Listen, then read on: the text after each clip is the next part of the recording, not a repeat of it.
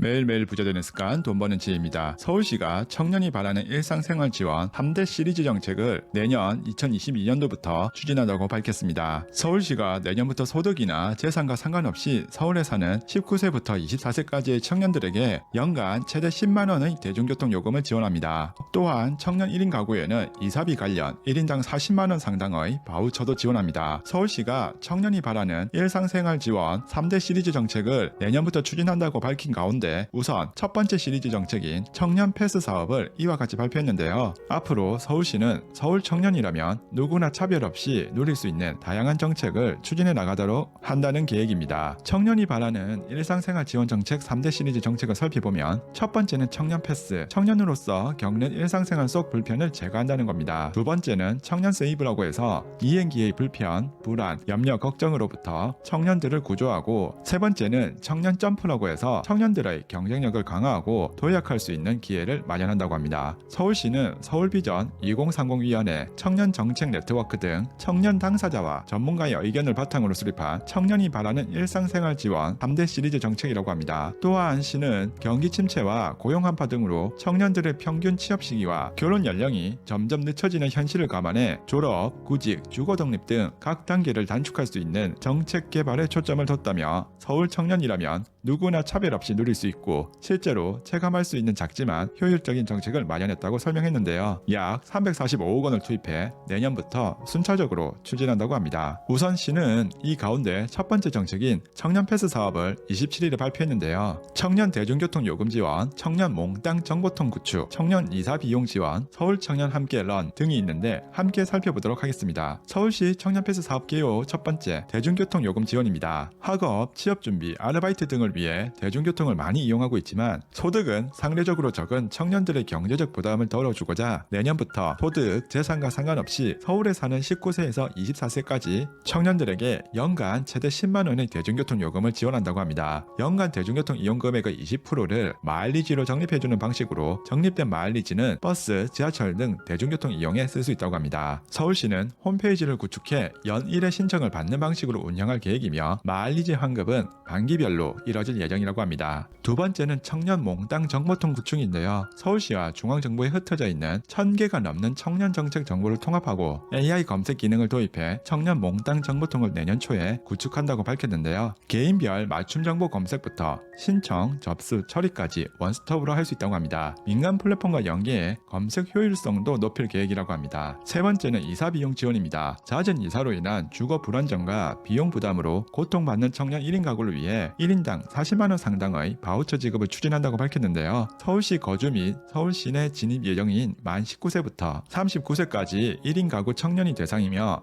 바우처는 이사비, 중개수수료, 청소비 등 이사와 관련된 비용에 사용할 수 있다고 합니다. 서울시는 공인중개사 협회 및 이사업체들과 협약을 통해 저렴한 비용으로 해당 바우처를 사용할 수 있게 할 계획이라고 합니다. 주거 독립을 지원한다는 의미를 살려 생애 1회 지원을 원칙으로 하고, 중개수수료가 20만원 미만인 취약한 주거 환경으로 이사하는 경우에는 2회 지원이 가능하다고 합니다. 네 번째는 서울 청년 함께 런이라는 정책인데요. 비만, 대사증후군 등 만성질환 위험을 미리 예방할 수 있도록 서울 청년 함께 런 사업을 추진한다고 밝혔습니다. 그간 정부나 지자체의 건강지원 사업이 주로 중장년층 이상에 집중되어 온 것을 벗어나 만 19세부터 39세까지의 서울 청년의 건강관리를 지원한다는 차원입니다. 서울시는 우선 스마트밴드를 통해 자가 건강관리를 할 수 있는 온 서울 건강원 사업을 시작으로 참여자를 선발하고 지역별 커뮤니티 집합 체육 프로그램도 운영해가며 청년들이 쉽고 재미있게 목표한 활동량을 채울 수 있도록 돕는다는 계획입니다. 이 부분은 항의를 많이 받아서인지 청년뿐만이 아닌 만 64세 미만의